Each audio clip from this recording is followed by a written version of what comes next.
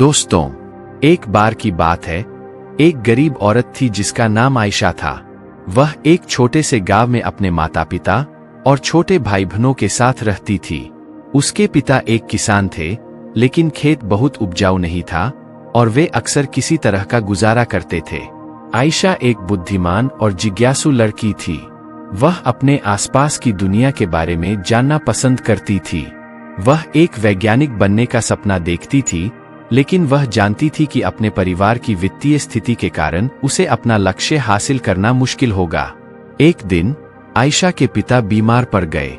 वह काम करने में असमर्थ थे और परिवार की आय और भी कम हो गई।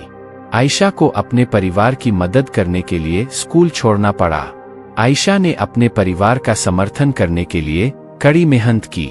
उसने घरों की सफाई और खेतों में काम करने जैसे अजीब-अजीब काम किए। उसने स्थानीय बाजार में सब्जियां बेचना भी शुरू किया। अपनी व्यस्त दिनचर्या के बावजूद आयशा ने वैज्ञानिक बनने के अपने सपने को कभी नहीं छोड़ा। वह देर रात तक पढ़ाई करती थी और स्थानीय पुस्तकालय से किताबें उधार लेती थी। उसने घर पर भी अपने स्वयं के प्रयोग करना शुरू कर दिया। कई सालों की कड़ी मेहनत और दृढ़ संकल्प के बाद आयशा ने आखिरकार अपने सपने को हासिल कर लिया।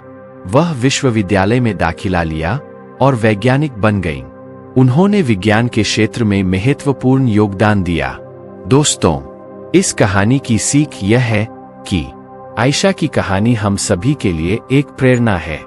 यह दिखाता है कि अगर हम अपने दिमाग में रखते हैं और अपने सपनों को कभी नहीं छोड़ते हैं, तो कुछ भी संभव है।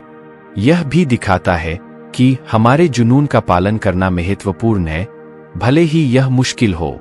दोस्तों, आपको ये कहानी कैसी लगी, हमें कमेंट में जरूर बताएं। ऐसे ही और प्रेरणादायक कहानी, मोटिवेशनल स्टोरी के लिए मोटिवेशन के साथ जुड़े रहे। धन्यवाद।